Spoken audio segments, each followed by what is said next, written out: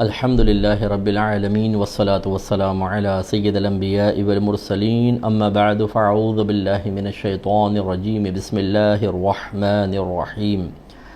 الحمدللہ آج 19ویں سپارے کے ثلث سے یعنی آخری حصہ ہر سپارے کے 4 حصے بناتے ہیں تو ثلث سے آغاز ہوا اور 20واں سپارہ پورا کمپلیٹ ہوا، اس طرح سوا سپارہ ہوا۔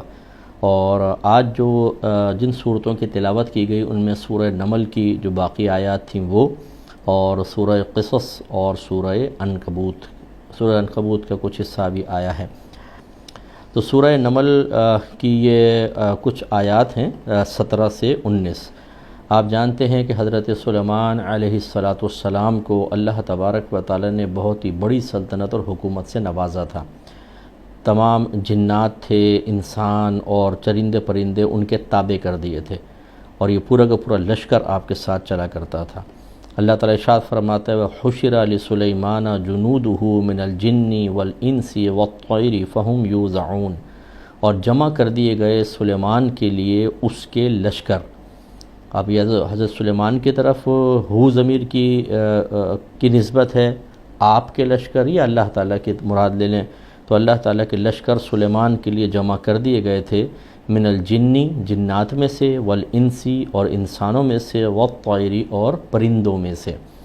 تو جب آپ اپنے لشکر کو لے کے چلتے تو بہت بڑا لشکر ہوتا تھا، انسان، جنات اور پرندے آپ کے ساتھ ساتھ چلتے تھے۔ فہم یوزعون، تو وہ روکے گئے تھے، پس وہ روکے گئے تھے، یعنی ان کو مسخر کر دیا گیا تھا، آپ کے تابع کر دیا گیا تھا۔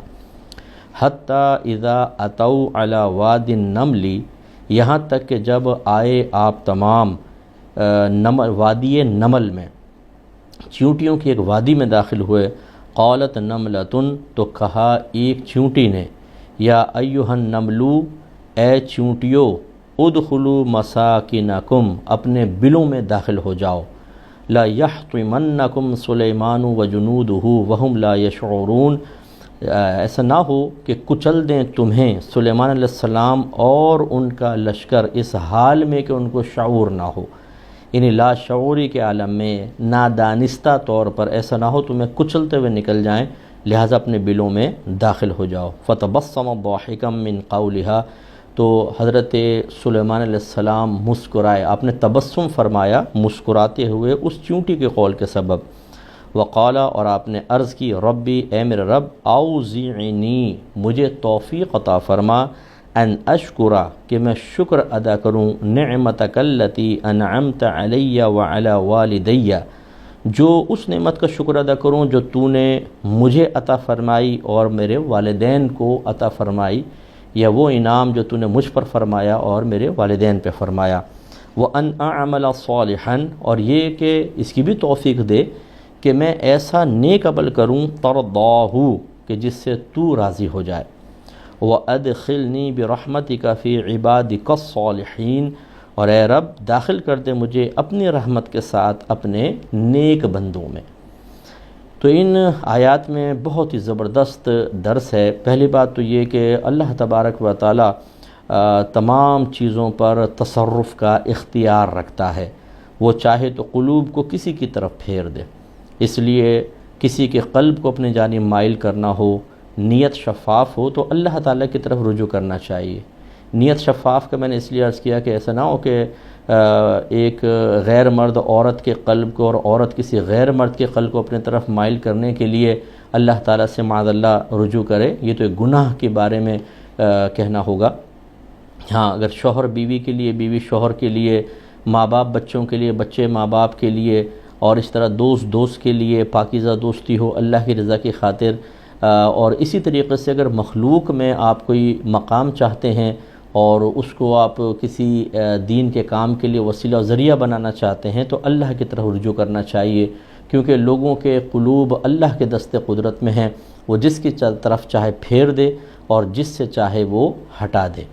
لہٰذا اللہ تعالیٰ نے دیکھیں ان جنات کو، انسانوں کو، پرندوں کو آپ کا مطیع و فرما بردار کر دیا۔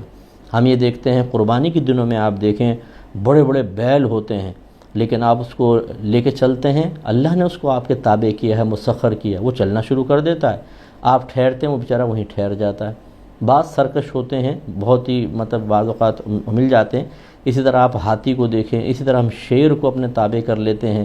اسی طرح اللہ تعالیٰ نے اور بہت ساری، جیسے گھوڑا ہے، اب تانگے میں گھوڑا جتا ہوا ہے بیچارہ، دھوپ میں چل رہا ہے، گرمی میں چل رہا ہے، آپ اس کو روکتے ہیں رک جاتا ہے، چلاتے ہیں چل جاتا ہے. تو یہ اللہ تابع کرنے والا ہے. تو اللہ کی طاقت اور قدرت اور عظمت کو سمجھیں. لہٰذا ہمیں اگر کوئی اس طرح کے اچھے مقاصد کے لیے کسی کو اپنی طرف مائل کرنا ہے، قلوب کو مسخر کرنا ہے، تو اللہ کی طرف رجوع کریں. ہم کیا کرتے ہیں؟ ہم ریاکاری کرنا شروع کر دیتے ہیں. بعض اوقات اپنے افعال و اعمال کو جان بوجھ کے دکھاتے ہیں تاکہ پبلک میرے طرف مائل ہو جائے.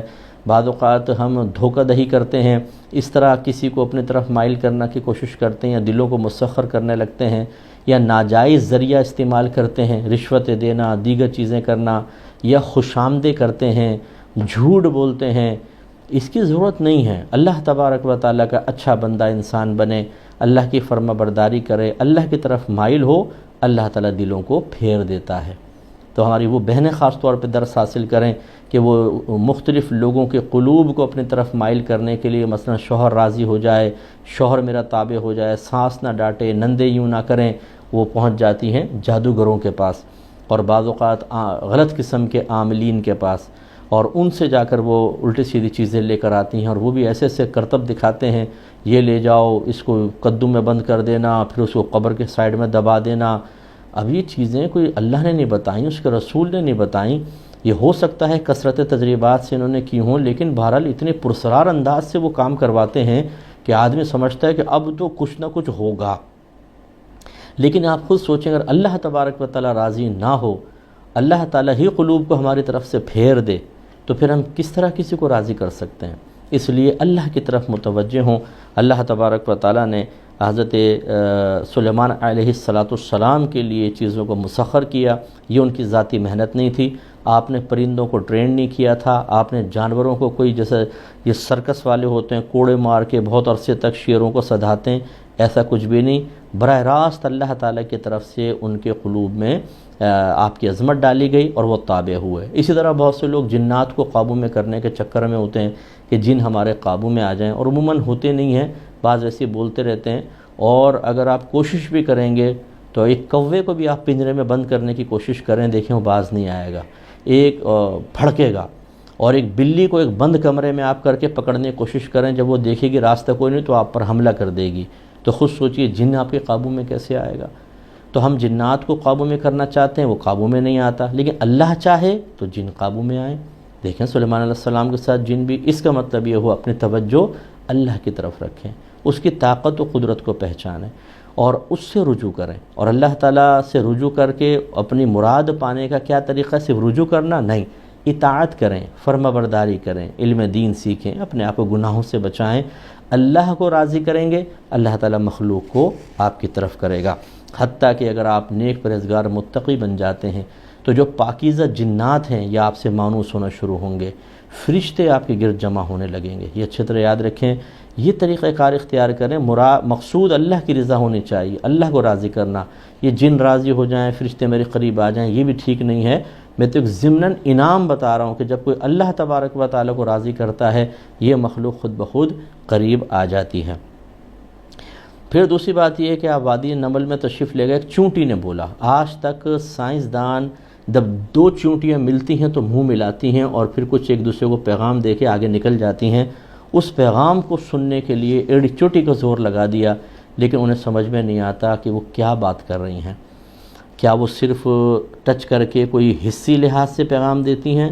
نہیں، وہ کچھ نہ کچھ بولتی ہیں، اور ان کے بولنے کا ثبوت اس نص قطعی سے ثابت ہے. اب اس سے ذرا اللہ کے جو نیک بندے ہیں ان کی زبردست سماعت اور عام لوگوں سے زیادہ ان کے اوصاف کی دلیل دیکھیں. یہ مفسرین کہتے ہیں وہ چونٹی تقریباً 3 میل کے فاصلے پر تھی، اور اس نے اپنے ساتھیوں سے ایک جملہ بولا، اور 3 میل کے فاصلے پر اللہ کے نبی نے اس کی آواز کو سن لیا، اور سننے کے بعد آپ مسکرا بھی دیے. اس کا مطلب یہ ہوا، یہ کہنا کہ جی دور کی آواز تو اللہ ہی سنتا ہے، اگر آپ کسی مخلوق کے لیے ثابت کر دیں گے تو یہ شرک ہو جائے گا. بھائی خدا کا خوف کریں. 50 دفعہ یہ بات سمجھا چکے ہیں، مسلمانوں کو مشرک کہنے کے شوق کو اپنے قلب سے باہر نکال دیں. اللہ تعالیٰ تو دور کی آواز سنتا ہی نہیں ہے. آپ کہیں گے صاحب وہ کیسے؟ اس لیے کہ وہ چیز مجھے بتائیں جس سے میرا اللہ دور ہے۔ کیا آپ سے دور ہے؟ وہ تو شہرک سے زیادہ قریب ہے۔ اس لیے علماء نے لکھا کہ اللہ تبارک و تعالی تو قریب کی آواز سنتا ہے، دور کوئی چیز ہے ہی نہیں کہ وہ دور کی آواز سنے۔ دور کی آواز تو مخلوق سن سکتی ہے، کیونکہ ہمارے نبی کریم صلی اللہ علیہ وسلم جسمانی لحاظ سے ہم سے یقیناً دور ہیں۔ تو خلاصہ کلام یہ ہے کہ اللہ تعالیٰ چاہے تو بغیر کسی آلے کے، بغیر کسی جدید ٹیکنالوجی کے اپنے محبوبوں کو کئی میل دور کی آواز سنا سکتا ہے۔ تو جب چونٹی کی آواز 3 میل کے فاصلے سے سلیمان علیہ السلام سن سکتے ہیں تو اور کس طرح سن سکتے ہیں؟ کیا ان کی اپنی طاقت تھی؟ نہیں، اللہ تبارک و تعالیٰ نے اپنی قدرت کاملہ سے آپ کو یہ طاقت عطا فرمائی۔ تو اگر یہی عقیدہ ہم اپنے نبی کے بارے میں رکھیں کہ ہم یہاں سے پکاریں اور اللہ تعالیٰ اپنی قدرت کاملہ سے ہماری آواز اپنے حبیب تک پہنچا دیتا ہے، تو اس میں کون سا مسئلہ؟ سینکڑوں ایسے حدیثیں ہیں جن میں نبی کریم صلی اللہ علیہ وسلم کا دور کی آواز سننا ثابت ہے۔ مثلا آپ فرماتے ہیں کہ میں عرش کی چرچراہٹ یہاں سے سن رہا ہوں، اور وہ مشہور روایت کہ ایک دھماکے کی آواز سنی، صحابہ کرام نے پوچھا رسول اللہ، سرکار نے فرمایا تم نے سنا ہی کیسی آواز ہے؟ اس کے اللہ اس کے رسول بہتر جانتے ہیں۔ سرکار نے فرمایا ایک چٹان تھی جو 8 سے 70 سال پہلے جہنم میں گرائی گئی تھی، یہ آج اس کی تہ میں پہنچی ہے، اس کی آواز ہے۔ اب آپ اندازہ کریں کہ نبی کریم صلی اللہ علیہ وسلم کتنی زبردست آواز سن رہے ہیں، اور صحابہ کرام بھی آپ کی برکت سے سن رہے ہیں۔ تو خلاصہ کلام یہ ہے کہ مسلمانوں کا عقیدہ ہے کہ اگر کوئی نبی کو یہاں سے پکارے تو اللہ تعالیٰ اپنی قدرت کاملہ سے آواز کو وہاں تک پہنچاتا ہے۔ لہٰذا یہی یا رسول اللہ کہنے کی ایک اصل بھی ہوتی ہے۔ یا رسول اللہ کہنے کا مطلب یہ نہیں ہے کہ ہم یہ تصور رکھیں کہ نبی کریم ہر جگہ موجود ہیں یا ہمارے سامنے موجود ہیں۔ جو بیچارے لغت نہیں جانتے نا، وہ سمجھتے ہیں یا اسے کہتے ہیں جو سامنے موجود ہو، جبکہ آپ لغت اٹھا کر دیکھیں، نحو کا مضمون اٹھا کر دیکھیں، اس میں واضح طور پہ لکھا ہے کہ یا جو ہے یہ دور پکارنے کو، دور بہت شخص ہے اسے پکارنے کے لیے بھی استعمال ہوتا ہے، قریب والے کے بھی، متوسط والے کے لیے بھی یا کا لفظ۔ تو نبی کریم صلی اللہ علیہ وسلم ہماری روحوں سے، ہماری جانوں سے زیادہ روحانی اعتبار سے قریب ہیں، جسمانی اعتبار سے مدینہ منورہ میں ہیں۔ ہم یہاں سے پکارتے ہیں، ہمارا عقیدہ ہے کہ اللہ تعالیٰ اپنی قدرت کاملہ سے چاہے تو ہماری آواز کو وہاں پہنچا دیتا ہے۔ جب پہنچائے گا نبی کریم سماعت فرمائیں گے۔ اسی لیے اگر کوئی امتی غم میں ہے، پریشانی میں ہے، وہ آپ کو اللہ کی بارگاہ میں ایک وسیلہ بنانا چاہتا ہے۔ جیسے ہم نے آیت آپ کی خدمت میں عرض کی تھی، وَلَوْ أَنَّهُمْ إِذْ ظَلَمُوا أَنفُسَهُمْ جَاءُوكَ فَاسْتَغْفَرُوا اللَّهَ وَاسْتَغْفَرَ لَهُمُ الرَّسُولُ لَوَجَدُوا اللَّهَ تَوَّابًا رَحِيمًا۔ اے حبیب ان سے فرمائیے اگر تم اپنی جانوں پر گناہ وغیرہ کر کے ظلم کر بیٹھو تو جاؤ کا آپ کے پاس یہ آئیں، پھر یہ اللہ کی بارگاہ میں استغفار کریں اور یہ نبی بھی ان کے لیے دعائے بخشش و مغفرت کریں، تو یہ ضرور اللہ کو بہت بخشنے والا مہربان پائیں گے۔ سوال ہی پیدا ہوتا ہے جب یہ آیت قیامت تک کے مسلمانوں کے لیے ہے تو ہر ایک تو نبی کریم کی بارگاہ میں حاضر نہیں ہو سکتا، تو کیا کرے؟ پھر وہ دور سے پکارے گا تاکہ اس کو بھی مغفرت کا تحفہ ملے۔ اور علماء نے فرمایا پھر یہ عقیدہ رکھیں کہ اللہ تعالیٰ مخلوق کی آواز اپنے حبیب تک پہنچا دیتا ہے، اس کی فریاد بھی پہنچے گی اور میرے آقا سن کر اللہ کی بارگاہ میں سفارش فرمائیں گے۔ اور اس کے بعد آپ نے دعا کیسی کی؟ اے اللہ مجھے توفیق دے کہ میں تیری نعمت کا شکر ادا کروں، وہ نعمت جو تو نے مجھ پر فرمائی، میرے والدین پہ فرمائی۔ شکر کی توفیق مانگ رہے ہیں تو آپ کو مجھے بھی چاہیے کہ نبی توفیق مانگے اور آپ اور میں نہ مانگے۔ نعمت کا شکر کیا ہے؟ 3 طرح ہوتا ہے۔ ایک زبان سے کہ ہم اللہ کا شکر ادا کریں، اللہ تیرا بڑا شکر ہے کہ تو نے نعمت عطا فرمائی۔ ایک قلب سے، وہ احساس اور اعتراف ہوتا ہے۔ پہلے احساس پیدا کریں۔ احساس کیسے پیدا ہوگا؟ آپ سوچیں، غور کیا کریں۔ آنکھیں کتنی بڑی نعمت ہے، اگر آنکھیں نہ ہوتی تو کیا ہوتا؟ میری زبان میں ذائقہ رکھا ہے اللہ نے، میں مختلف چیزیں کھا کے ذائقے حاصل کرتا ہوں، ذائقہ نہ ہوتا تو کیا ہوتا؟ سانس آرام سے لے جا رہا ہوں، باہر نکال رہا ہوں، اگر ایسا نہ ہوتا تو کیا ہوتا؟ دونوں ہاتھ نہ ہوتے تو، دونوں پیر نہ ہوتے تو، اگر اللہ تعالیٰ جو صحیح مرد ہیں، صحیح عورتیں ہیں، اگر اللہ تعالیٰ آپ کو تیسری جنس بنا دیتا تو، اللہ تعالیٰ آپ کو دنیا میں بہت ہی ذلیل رکھتا تو، اگر آپ کو کسی کا غلام بنا دیتا تو، اگر اللہ تعالیٰ آپ کو ایمان کی توفیق نہ دیتا تو، ان تمام چیزوں پہ غور کریں گے تو ایک احساس پیدا ہوتا ہے کہ ہاں اللہ نے نعمتیں دی ہیں۔ اس سے پھر اعتراف ہے، اللہ تیرا شکر ہے کہ تو نے بہت نعمت عطا فرمائی، اگر کچھ نہیں بھی دیا تو تیری حکمت اور مصلحت ہوگی۔ اتنی نعمتیں جو تو نے بغیر طلب کیے ہمیں عطا فرمائیں، ان کو بھول کر جو نعمت نہیں دی اس کا شکوہ کروں تو شرم آئے گی۔ اور تیسرا جو ہوتا ہے ظاہری اعضاء سے شکر ادا کرنا، اور اس کا مطلب یہ ہوتا ہے کہ آپ اپنے تمام اعضاء کو اللہ تعالیٰ کی فرما برداری میں خرچ کریں، نافرمانی سے بچائیں۔ ذہن، آنکھ، زبان، کان، دل، ہاتھ، ستر، پیر، پیسہ، یہ تمام چیزیں اور دیگر جو صلاحیتیں اللہ نے آپ کو عطا فرمائیں، صرف اور صرف اللہ کی فرما برداری میں اگر لگائیں اور اس کی نافرمانی سے بچائیں تو اس کو کہتے ہیں اعضاء کے ذریعے اللہ کا شکر ادا کرنا۔ تو گویا کہ حضرت سلیمان علیہ السلام شکر مانگ رہے ہیں، اللہ تعالیٰ شکر کی توفیق عطا فرما۔ اس کا مطلب ہے تینوں طریقوں سے شکر کی توفیق مانگی جا رہی ہے، اور پھر کہتے ہیں مجھے ایسے عمل کی توفیق عطا فرما جس سے تو راضی ہو جائے۔ ہم ایسا عمل کرنا چاہتے ہیں امی راضی ہو جائیں، ابا راضی ہو جائیں، بیوی راضی ہو جائے، شوہر راضی ہو جائے، بچے راضی ہو جائیں، دوست راضی ہو جائے، باس راضی ہو جائے، اور اس میں بعض اوقات یہ فرق نہیں کر پاتے کہ جائز کیا ہے ناجائز کیا ہے۔ ایک شوہر رشوت لا کر بیوی کو تحفے دے کر اس کے چہرے پر پھیلنے والی مسکراہٹ، اور بچوں کو گفٹ دے کر ان کا چہکنا اور پاپا ربو کہہ کے چمڑ گئے صاحب، اس خوشی کو دیکھنے کے لیے وہ چاہتا ہے حلال سے حرام سے بس میں دیکھوں۔ کاش ہم یہ غور کریں کہ میں ایسے اعمال و افعال کروں جس سے میرا اللہ راضی ہو، چاہے مخلوق ناراض ہو جائے۔ میں نے پہلے کہا لوگوں کے قلوب اللہ کے دست قدرت میں ہیں، اگر آپ کے اچھے طریقے پہ چلنے سے کچھ لوگ ناراض بھی ہوں گے، اللہ تعالیٰ ان کے دل میں آپ کی عظمت اور محبت ڈالے گا۔ وقتی طور پر ہو سکتا ہے آپ کو گالی بھی بکیں، لیکن تنہائی میں بیٹھیں گے تو سوچیں گے کہ نہیں آدمی بہت اچھا ہے، اللہ محبت ڈالنے والا ہے۔ اور اگر ہم مخلوق کو راضی کرنے کے لیے افعال و اعمال کریں گے، یاد رکھیں نہ خالق راضی ہوگا نہ مخلوق۔ اپنے بیوی بچوں کو کتنا ہی آپ کر کے دے دیں، اپنے ماں باپ کو، اپنے بھائی بہنوں کو، اپنے دوست احباب کو ایک کام ناگواری والا کریں، سارے احسانات بھلا کر آپ اٹھا کر پھینک دیں گے۔ اس طرح توجہ کریں۔ اور آپ نے عرض کیا اللہ تعالیٰ تو مجھے داخل کر دے اپنی رحمت سے اپنے نیک بندوں میں۔ میرے وہ بھائی بہن ذرا غور کریں جو نیکوں سے بھاگتے ہیں، نمازیوں سے بھاگتے ہیں، پرہیزگاروں سے بھاگتے ہیں، زبان کی حفاظت کرنے والوں سے بھاگتے ہیں، وہ عورتیں جو برقعے والیوں سے بھاگتی ہیں، وہ مرد جو داڑھی والوں سے بھاگتے ہیں۔ پوری ہمارے موبائل کی کانٹیکٹ لسٹ میں چرسیوں، موالیوں، شرابیوں، زانیوں، بے نمازیوں اور دین سے دور لوگوں کے نمبرز تو ہوں گے، لیکن شاید کسی عالم دین اور مفتی صاحب کا نمبر ہو، شاید ہی کسی باعمل شخص کا نمبر ہو، شاید ہی ہم کسی ایسے شخص سے رابطہ رکھتے ہوں، شاید ہی ہم ایسے لوگوں کی صحبت میں بیٹھنا پسند کرتے ہوں۔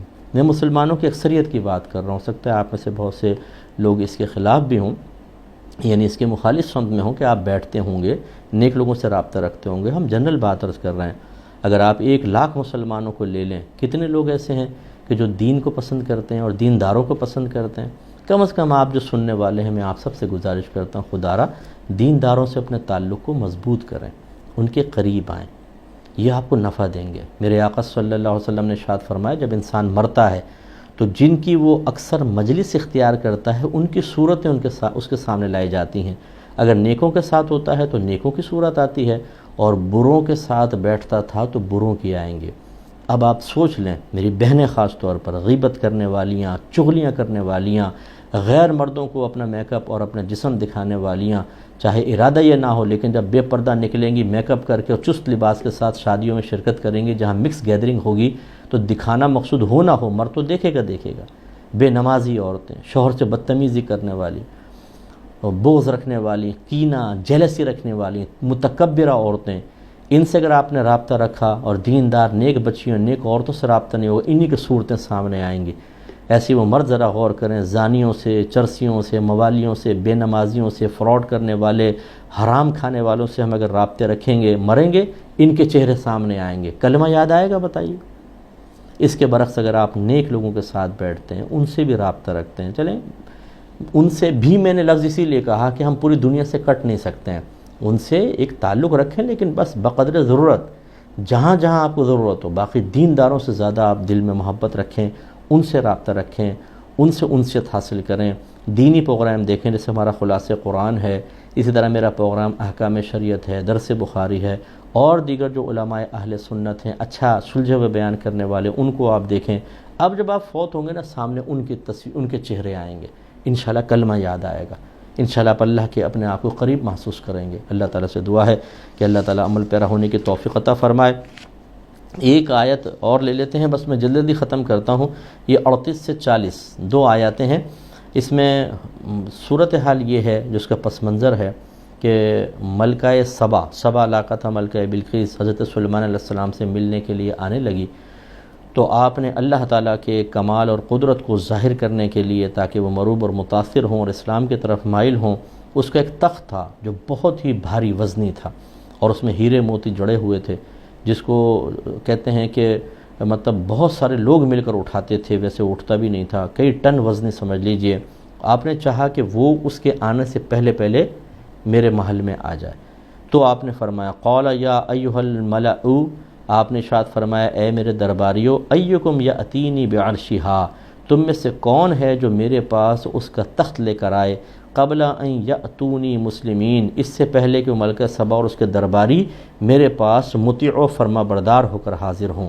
قال عفریت من الجن، تو جنات میں سے ایک بہت ہی بڑا جن جس کو خبیث جن کہہ سکتے ہیں، وہ بولا انا آتیک بہ، میں اس کو لے کر آؤں گا آپ کے پاس، قبل ان تقوم من مقامک، اس سے پہلے کہ آپ اپنے جگہ سے کھڑے ہوں، یعنی آپ کا دربار برخاست ہونے سے پہلے میں لے کر آؤں گا۔ ایک روایت میں آپ کا دربار ظہر سے عصر اور ایک میں عصر سے مغرب کے درمیان لگتا تھا، اتنے تھوڑے وقت میں لے آؤں گا۔ اور اس نے کہا وَإِنِّي عَلَيْهِ لَقَوِيٌّ أَمِينٌ، اور بے شک میں اس پر ضرور مضبوط قوی بھی ہوں اور امین بھی ہوں، یعنی لا بھی سکتا ہوں طاقت ہے اور خیانت بالکل نہیں کروں گا۔ لیکن قال الذي عنده علم من الكتاب، کہا اس شخص نے کہ جس کے پاس کتاب کا کچھ علم تھا، کہتے ہیں یہ عاصف بن برقیہ حضرت سلیمان علیہ السلام کے امت کے ایک ولی تھے، انہوں نے کہا کہ انا آتیک بہ قبل ان یرتد الیک طرفک، میں آپ کے پاس اسے لے آؤں گا اس سے پہلے کہ آپ کی پلک جھپکے، یعنی اتنی تیزی سے لاؤں گا پلک جھپکنے سے پہلے۔ اور جب حضرت سلیمان علیہ السلام نے دیکھا فلما رآہ مستقرا عنده، پس جب آپ نے اس کو دیکھا تو وہ تخت آپ کے پاس قرار پکڑے ہوئے تھا، ٹھہرا ہوا تھا، یعنی فوراً لے آئے۔ تو حضرت سلیمان علیہ السلام نے فرمایا قال هذا من فضل ربی، یہ میرے رب کے فضل سے ہے، لیبلونی اشکر ام اکفر، ضرور وہ مجھے آزمائش میں مبتلا کرتا ہے کہ میں اس کا شکر ادا کرتا ہوں یا نافرمانی کرتا ہوں۔ ومن شکر فانما یشکر لنفسہ، اور جو شکر ادا کرتا ہے تو وہ محض اپنے لیے شکر ادا کرتا ہے۔ ومن کفر فان ربی غنی کریم، اور جو ناشکری میں مبتلا ہو جائے تو بے شک میرا رب اس سے غنی ہے، وہ مہربان ہے۔ اس سے صرف اس لیے اس کو بیان کیا، کرامت کا ثبوت ہوتا ہے۔ حضرت عاصف بن برقیہ نبی نہیں تھے، نبی تو سلیمان علیہ السلام تھے، اس کا مطلب ولی تھے، تو ولی کی کرامت ہوتی ہے، یعنی ایسا کام وہ کر کے دکھاتا ہے، اللہ تعالیٰ کے حکم سے اللہ اس کو توفیق دیتا ہے جو عام لوگ نہیں کر سکتے۔ اگر ایسا کام نبی کرے تو معجزہ کہلائے، اس کا امتی کرے مومن ہو تو اس کو کرامت سے تعبیر کرتے ہیں، تو اس میں کرامت کا بھی ثبوت ہے۔ جو کام جن نہیں کر سکا وہ صاحب علم ایک انسان نے کر دیا، جن تو پھر 3-4 گھنٹے لگاتا، آپ نے پلک جھپکنے سے پہلے اور اس کو تخت کو یہاں پر حاضر کر دیا، اس سے کرامت کا ثبوت ہوتا ہے۔ اولیاء سے عقیدت رکھیں، ان کی کرامت کے قائل رہیں، اس کا ثبوت قرآن سے ہے۔ جو اس کو کہے کہ یہ بدعت ہے اور یہ صحیح نہیں ہے تو وہ پھر قرآن نہیں پڑھتا، میرے خیال میں اس کو پڑھنا چاہیے۔ اللہ تعالیٰ سمجھنے کی توفیق عطا فرمائے، آمین۔ دعا کر لیں۔ بسم اللہ الرحمن الرحیم، الحمدللہ رب العالمین والصلاة والسلام علی سید الانبیاء والمرسلین، یا ارحم الراحمین یا ارحم الراحمین یا ارحم الراحمین۔ مالک اللہ، ہم سب کا اس درس میں شرکت کرنا اپنی بارگاہ میں قبول و منظور فرما لے۔ اے اللہ ہم سب سے راضی ہو جا، ہمارے قصوروں کو معاف کر دے۔ ہم ناقص بندے ہیں، جاہل ہیں، اے اللہ تعالیٰ بے عمل ہیں، گناہ کر کے توبہ سے غافل ہیں۔ مالک و مولا ہمارے تمام قصوروں کو معاف کر دے۔ بس ہماری نسبت نبی کریم صلی اللہ علیہ وسلم سے ہے، تیرے حبیب کے امتی ہیں، اللہ تعالی ہم پر خصوصی کرم فرما، ہمیں اپنے سابقہ گناہوں پر احساس شرمندگی عطا فرما دے، نادم ہونے کی توفیق عطا فرما، کامل توبہ اور اس پر استقامت عطا فرما دے۔ اے مالک و مولا ہمارے تمام نیک اعمال اپنی بارگاہ میں قبول و منظور فرما لے، گناہوں کو معاف فرما دے، آئندہ پوری زندگی ہر قسم کے صغیرہ کبیرہ ظاہری باطنی گناہوں سے بچنے اور نیک اعمال کثرت و استقامت سے کرنے کی توفیق عطا فرما۔ اے اللہ ہمیں باعمل بن کر اپنی آنے والی نسلوں کے لیے ایک اچھا رول ماڈل بن جانے کی توفیق عطا فرما۔ اے اللہ ہمیں دین سیکھنے، اسے اپنے اوپر نافذ کرنے اور پھر اپنے بچوں میں منتقل کرنے کی توفیق عطا فرما۔ اے اللہ ہمارے پورے گھرانے کو نمازی بنا دے، پرہیزگار بنا دے، متقی بنا دے، گناہوں سے نفرت کرنے والا بنا دے۔ اپنے گناہوں پر نادم اور شرمندہ ہونے والا بنا دے، نیک اعمال سے محبت کرنے والا بنا دے۔ اے اللہ ہمارے لیے آخرت کا راستہ آسان فرما دے۔ اے اللہ ہمیں اپنے محبوب بندوں میں داخل فرما دے۔ یا رب کریم، جو ہماری اکیڈمی کے ساتھ کسی بھی طرح تعاون کرتے ہیں، اللہ تعالیٰ انہیں خاص طور پہ اپنے رحمت کی آغوش میں لے لے، انہیں دین و دنیا کی ترقیاں اور بلندیاں عطا فرما، ان کے بچوں کو ان کی آنکھوں کی ٹھنڈک بنا کے رکھ۔ اے اللہ تعالیٰ ان کے کاموں میں برکت عطا فرما۔ اے اللہ ان کی تمام جائز دعائیں اپنی بارگاہ میں قبول و منظور فرما لے، تمام جائز تمنائیں پوری فرما دے، ہر جائز مقصد میں عافیت کے ساتھ کامیابی عطا فرما۔ اے مالک مولا، ان کی تمام فکریں، پریشانیاں، مصیبتیں، آفتیں، صدمے، تمام ٹینشنز، فکریں، طبیعت کے بوجھ دور فرما دے، ہلکا پھلکا کر دے، آسانیاں عطا فرما۔ اے مالک مولا، جس طرح ہم سب یہاں جمع ہوئے جنت الفردوس میں اپنے حبیب کریم صلی اللہ علیہ وسلم کے مبارک قدموں میں دائمی طور پر جمع ہونے کی توفیق عطا فرمانا۔ صلی اللہ تعالی علی خیر خلقہ ونور عرشہ سیدنا و مولانا محمد وعلی آلہ وصحبہ اجمعین برحمتک یا ارحم الراحمین۔